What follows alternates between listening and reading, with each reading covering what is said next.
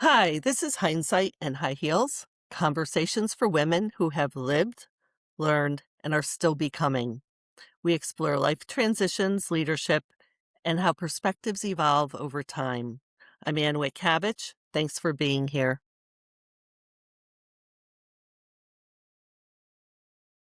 Today I'm joined by Nancy Schumann, an executive coach and a thought leader in experiential learning, and someone who I have known since we were colleagues at GE. So, Nancy, welcome. Oh, Anne, it's great to be here with you today. Thank you for having me. Thank you for being here. Um, when I started thinking about this program and about who I wanted to have conversations with, you came immediately to mind. And I think it was because of the way you've redefined leadership and created space where none had existed before. So your impact on women leaders is what really stuck out to me, and that's including me. And that's been a very real and a very lasting thing. So thank you for that. Well, I want to appreciate and acknowledge and thank you for those words, Anne. It's gratifying, really, to hear that it's still present, that experience, that learning, that leadership growth for you. So thank you. Thank you. Let's keep growing and Indeed. becoming. So I'd like to start here. When you look back at your early years, when you were challenging leadership norms, what do you see now that you couldn't see then? Well, I just love the fact that you use that word hindsight in your title for all of this because with hindsight, I reflect and I appreciate really that I was in search of inspiration, right? We all are, I think, for how could I be that next level leader? What would inspire me so that I could achieve really um, growth and success, but what would be defined and relevant for me versus what was the established kind of corporate leadership path that was available to most women. So I was seeking but not really finding. Mhm. And the truth is that now today, and ongoingly, I see more inspiring individuals out there and acts of inspiration, and that's meaningful for me. I see progress. That's evolving, always evolving, but that's how I consider that. That's great to hear, that you see the progress going on.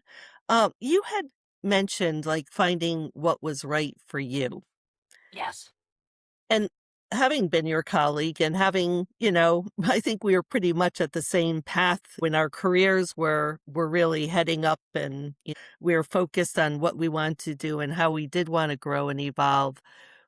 What what kind of what did you separate out for yourself? Because you did amazing things by pioneering a job share program Yes. at a time in GE when that was not like that was I don't wanna say mind blowing because I think most people kinda looked at it with a question mark.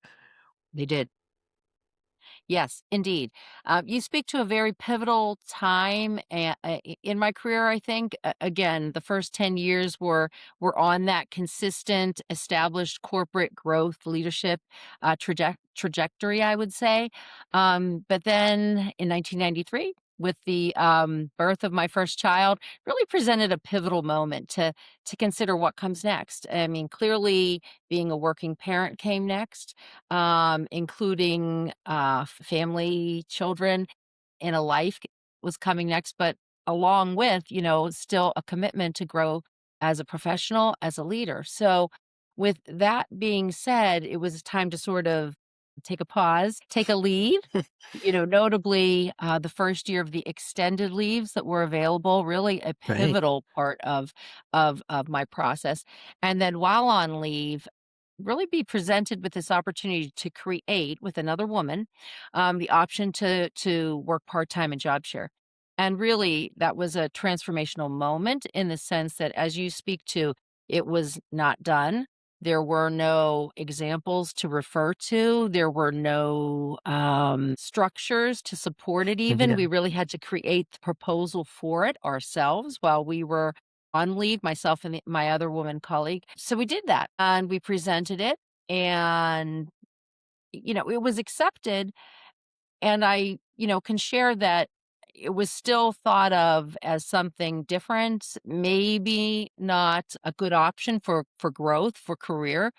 Uh, what was relevant to me was, how do I do both? How do I continue to grow as a professional and be available to have some time as a working parent? So with that in mind, we launched on that. And that lasted for myself at GE for 20 years, 2 women partners, 3 more Yes. children, and growth, all of it. Greater responsibilities. We can talk about the different work and how it was, here in the US first, went global eventually. Just really some remarkable opportunities that came from it, but it began again at that very initial time frame when it was just not common, and people even referred, this isn't a billion-dollar GE business, the CEO of that, you work for Yeah. him, Mhm. um, in a reference to how he was referring to me. His first name was Lloyd. We'll just say that, as this is Lloyd's little experiment to Mhm. have 2 women job sharing in a professional managerial role. So that's how it started, and it continued, and it worked well. It worked really well. Now something I don't think I maybe knew this. How did it grow organically when you were approached by another woman colleague, or was it something that the company was like, maybe I know, I love how I you're think I know asking this the question. answer. Well, indeed, but here I'll just share it. There was a woman in a role in I was in sales and marketing, a marketing manager at that point in time. The other woman colleague was a finance manager.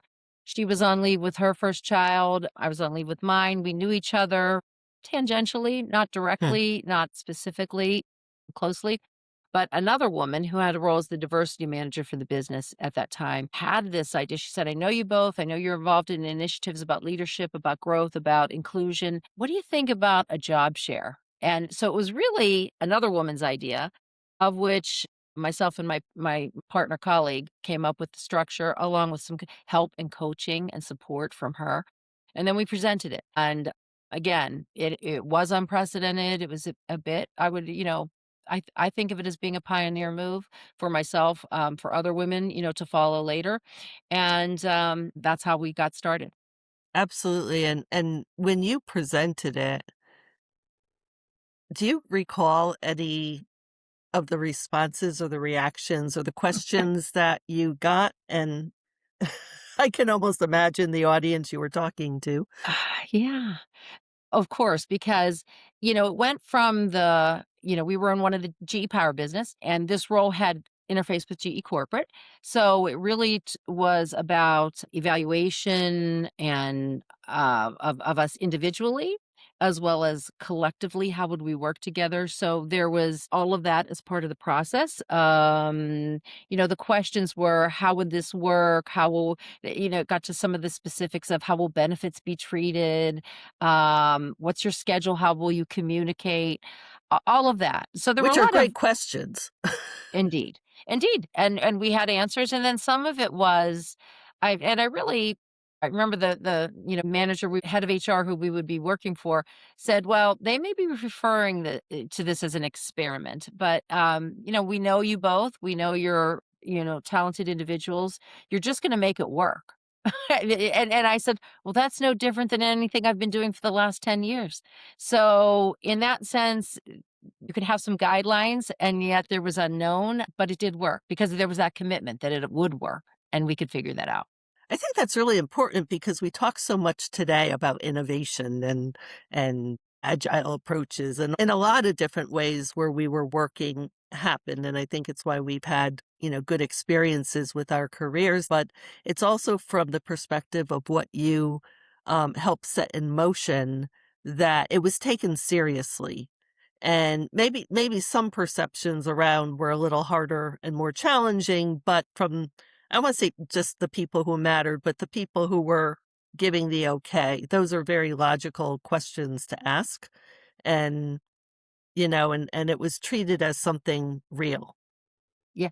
I think I'd just love to, share one other, I'll say, comment that came at the time because the VP of sales that I was working for, sales marketing, at the headquarter location for that power business, called me into his office when he heard I was exploring an opportunity out of the function that I was currently working in. And he gave me some advice, you could say, or counsel of that, in his opinion, this wasn't a career move that would serve well. And his perspective was, if you wanna become like me, and advance to you're in this function, you're in this role, if you wanna, I mean, he didn't say it like this, but that was what I took away from the comments, is this won't really help you to grow in that way and along that path. What I didn't say, but I was thinking at the time is, that's your definition of success. That's Yeah. not mine. Mhm. Now I wouldn't say that. Maybe I'd be have more courage to say that in a way now, but at the time I just remember hearing that and thinking, okay, thank you. I appreciate that. I'm excited about this opportunity, and just left it there. That's a great that was a great way to handle it, and I'm just chuckling because there's so many times true in the current day, you think about how you would address something differently, but at the same time, sometimes it's not even possible to address things as directly today, and Uh, I think of that when I think about multi-generational women in the workplace that in mm, some ways, we were able to forge some paths, but in other ways it's kinda history repeats itself sometimes, like, those things haven't gone away totally, yeah. um, so, yeah. It's so true, Anne, and that's one of the reasons why I really appreciate working with, as I still do, I'd say, experienced career individuals, women specifically, but, that initial daughter, my oldest, she's like, she has her own career right now. She's a media executive in New York City, Mm, and as I see her growing, in her career path, it's just very interesting to, see that some things don't change, that some of those same challenges are out there of having your voice and being heard, and the dynamics of a corporate culture and a workplace. But I just think for where, the new leaders are emerging, they have it. They have a better sense of self than maybe I did at that time, and they have voice, and they will speak it. So it's interesting. and it's really important, I think, in multi-generational workplaces, workplaces that are more diverse and that inclusivity, and when I hear the comment about, "It's not the path I would take," or, "I hope it works for you," that divide, I do think is narrowing a lot in terms Yeah. of those conversations. So you have all these different dynamics at work, but I do think I agree with you that there is more of a sense of a self. I think that's a great way to put it, and more more intentional conversation about different opportunities to do things. Absolutely, and there are more options. Technology has brought us more Yeah, options. I mean, yeah. I might date myself some, but the technology tools that we have available to us now for communication allow us that flexibility, just a lot of different support aspects that weren't available if you go back a few years. So again, current leaders, emerging leaders have more available to them, and let's just be honest, COVID taught us something, right? You talk about Jeez, yes. innovation for work.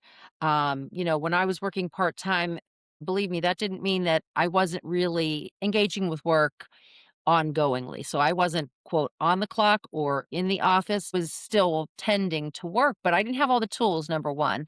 And there was really, you'll recognize this term a bit, FaceTime, like, are you present? Do we know what you're doing? And COVID taught us all that people will get their work done, that they can do it from home, home offices. I mean, it just made us all a little more resourceful, Mhm, and I think good appreciating word. the holistic aspect of life and work, and that they overlap, um, and we'll do what we need to do for both. When I do teach communications, and business writing, I always share that I used to have to chisel and stone my communications. Gets a little chuckle, but where we came from, technology has really zoomed ahead. It was a lot different, but we did it, and Indeed. again, you still did it. So you were so successful in doing this recognition and working mother, was it? Or working Yes. woman or both? And Working Mother um, magazine, thank you, yeah, yes. yeah, and, really, really shone the light on what you had said earlier, that make it happen, the success, and when you wanna do something and you wanna be successful with it, it will work out. Tell me, just I wanna just go back and talk a little bit about where you've taken that, because it didn't just stop with the job share, it moved it really moved forward from there. Yeah. Well, I think that it was a kind of a both and thing. Yes, we're working in this new format, two individuals, partners, backing each other up, really bringing, I always said one plus one is more than two, right? So you're bringing two minds, two skill sets, to a role. We've got coverage for each other. We can expand and contract to the work needs when need be. So, that was the format of the work. But I think where it really gained, where it got amplified, I'll say, is the fact that it was leadership work we were doing in the United States. We then had the opportunity to take it global and work with women leaders around the world, where now you're really, just expanding into what is both consistent for leaders, for women leaders, and what's unique because of culture, norms, and geographies, and the different way work gets done around the world. So it was really remarkable. I used to, um, I'll say this: my husband used to say, "You have an amazing job," and I said, "I have the best job in GE," because just again, it was an opportunity to innovate, to be experimental, to learn ourselves, but also to contribute, and then really to build these relationships for work, and even beyond that, that were very meaningful, very significant. It's interesting because today there's a lot of, the conversation is about outcome and, where's the need and where do you add the value? And you were really shaping how to serve a need that hadn't been defined, but sort of was defined as you did it. Defined as we did it exactly. I love how you characterize that. As well, working now I was a part of corporate, left the power business, now was working for GE corporate, from the headquarters in Fairfield. And it was really important to proactively, what do I want to say, share what we were seeing, to communicate that you're a communicator, and so the importance of messaging and communication. So we had some practices, I'll say, to ensure that the impact that we were having with the leaders we were working with, the fact that it was improving retention, that it was preparing individuals for the next level of leadership, that all of that was shared and not from us. Actually, I think one of the brilliant things we did is we would ask, as we were conducting leadership workshops around the world, would ask for a couple of the participants to send an email communication, provide your feedback, what it provided to you, how does it prepare you, and okay, would like to acknowledge this leader who's a stakeholder, a champion for this work, a direct boss. You could give her some of the feedback as well. But really the important people who were sponsoring, this leadership work and supporting it so that they would get the acknowledgement and the feedback and the understanding of the return on their investment in these leaders, these women. That's really sponsorship. Can you go a little bit more into that? Because I think, there's always that conversation about mentorship versus sponsorship, and they're so different. Mhm. And sponsorship, as you're saying, it's not just the communication aspect of it, Yes. but true authentic sponsorship. And not just in companies, but there's a lot of places that it's so important. You talked about the communication aspect of getting the feedback and sharing it, but how do women get more of that sponsorship Mm, behind them? No matter what they do, whether they work in a hospital, whether they work in a company, whether they are teachers, like, how do you get that sponsorship? yeah. Such a great question, Anna. And I think there's two ways to think about sponsorship. One is kind of that one-to-one individual sponsorship that's important for women. And then there's collective sponsorship. So, again, we were looking for business sponsors, champions, if you will, to sponsor a cohort of women leaders, 20 of them at a time that would be part of this workshop that we would lead with them for 2 to 3 days. that's one way of thinking of it. So we would actively bring the opportunities for that collective sponsorship to business leaders and say, how's it going in your region? How are these women leaders progressing? And then would hear their current challenges, successes around that, and then we would share with them the benefit we could bring if to those individuals if they would sponsor um a learning, workshop. Now, when you talk about it individually, I think how you get sponsorship is you ask for it. If you're that individual that is aspiring, looking to grow, interested in accessing other opportunities, what are you waiting for, right? I would want to hear what it matters, and then what are ideas that you have for next steps for securing that. So it's Mhm. conversations maybe then that you're proactively looking for, and then you ask for it, from that individual. Because I think people are willing, and if they're not, they're gonna give you the feedback or the response for why it isn't maybe at this time or ideas around that, but I think for the most part, maybe we don't ask.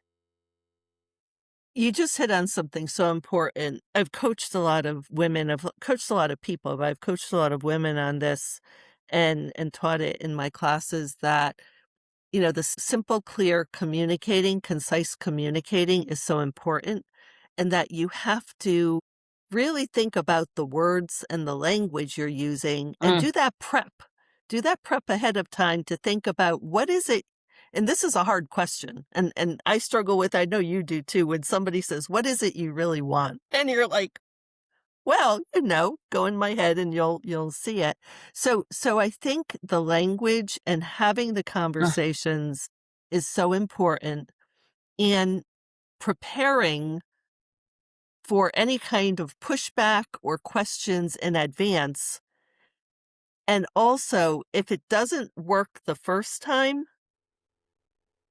figure out what's the strategy to go back in. Or if it's not that person, who is it? To me, it's such a strategic endeavor. It's not just going up and asking for something, even if you have the right words. It's really that endeavor of plotting it out like a strategy to yeah, figure out, and then when you get the sponsorship, then what does that mean? What is it you wanna take away from that?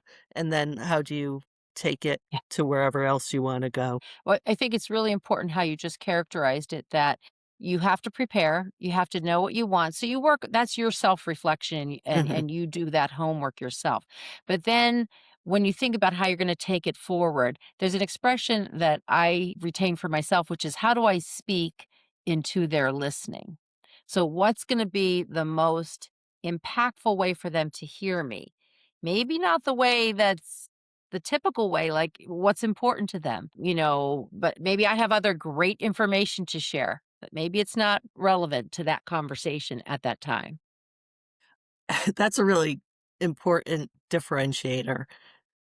We tend to speak out in our own how we interpret and translate, as opposed to thinking about the audience, and on a macro scale, we always talk about audience, but it's also individual too. How are you gonna, like, get the attention? How are you gonna have something click for the person?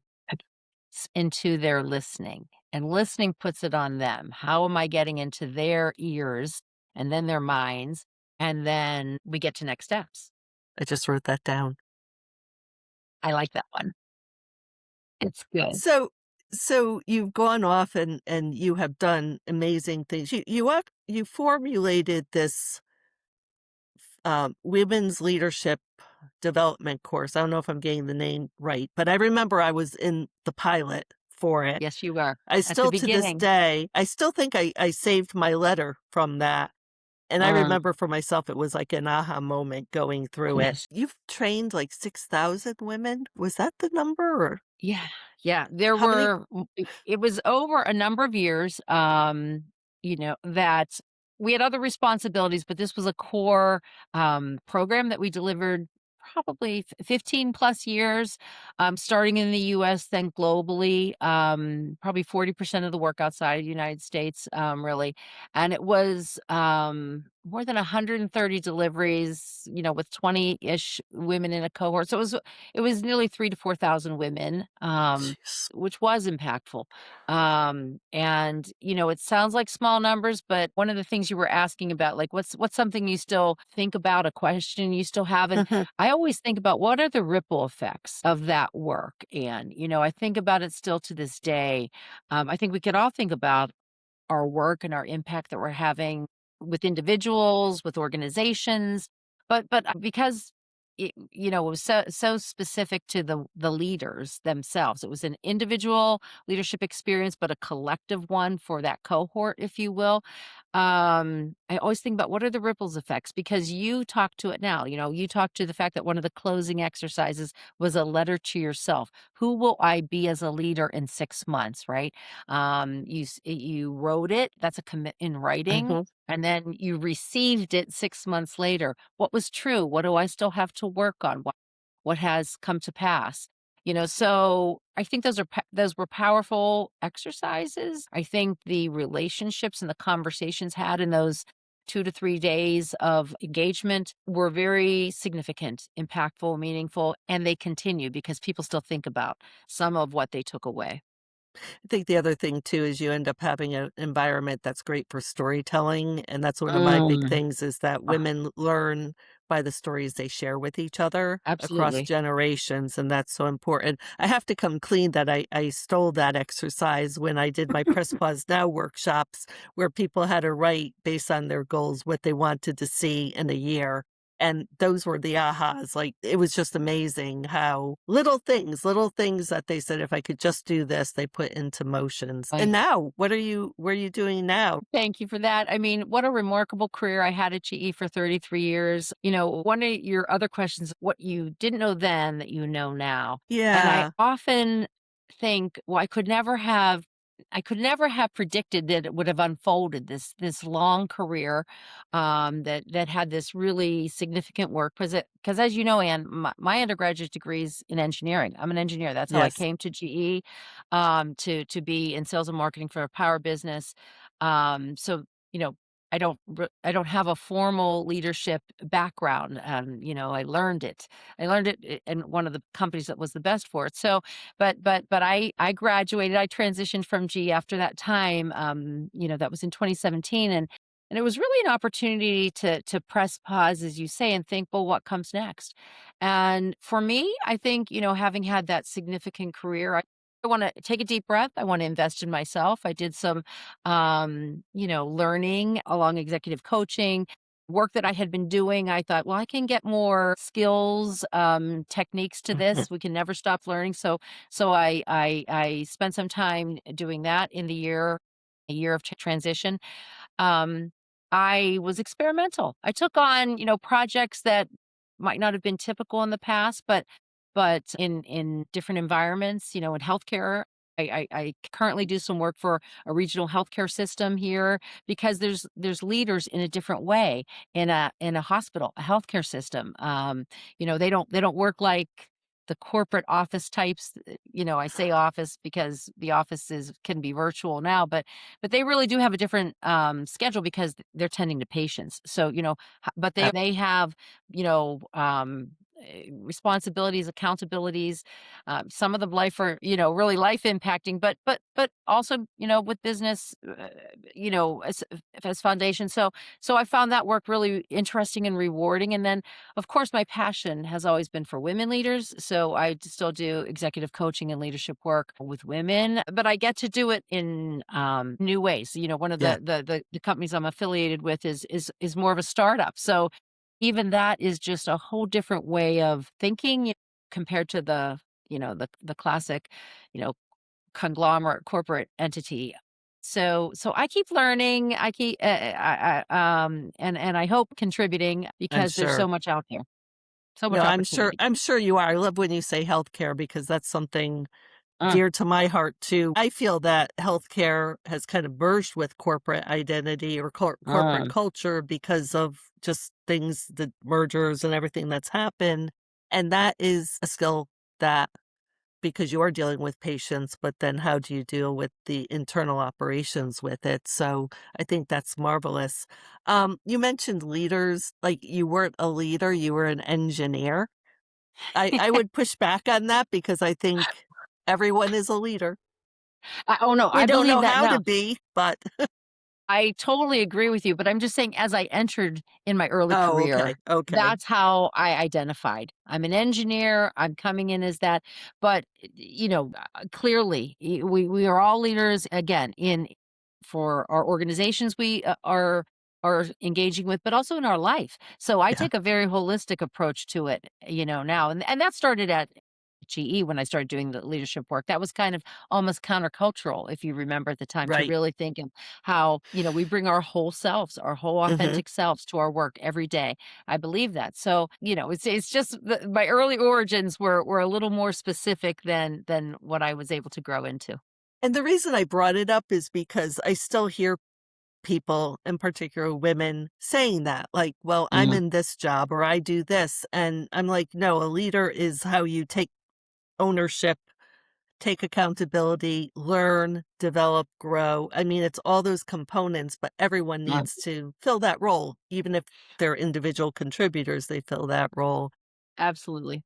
Just 2 more questions, and I wanna build because you answered in one way a question I had, but I wanna ask it in a different way. When you look at the arc of your Uh, leadership now, what do you understand about yourself that's different than or that you just could not have understood mm. back then? What's that awareness piece? That is a beautiful question.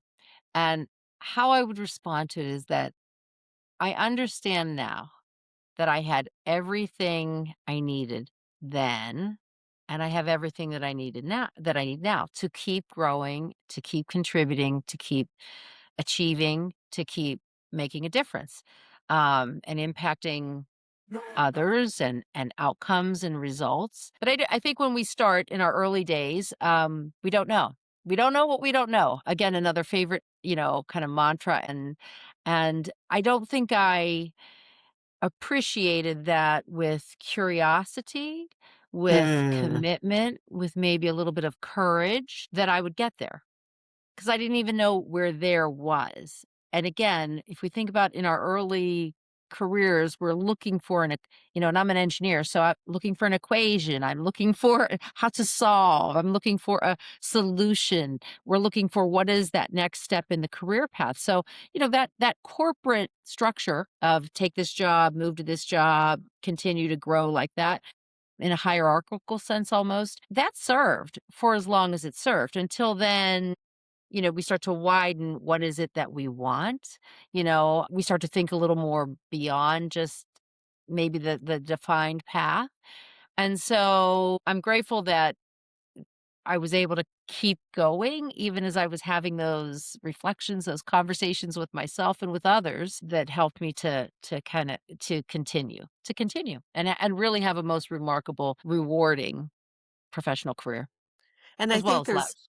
I think what we also don't think about early in our career, and I think much later it comes in that there's a lot of variables that come in Mm, both in our control and out of our control. And absolutely. environments change, there's been so much change. So all of those factor in. So that was a great answer. My very final question is really geared towards the audience.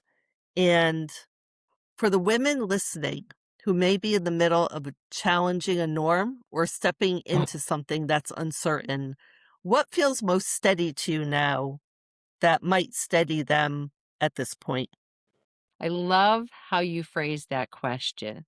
What feels most steady? So this is what I would say. You steady yourself and you find others who support and steady you. I like And those that. could be your colleagues, those could be coaches, those could be family, friends, community, and you ask for what you want and what will steady you and you'll get it.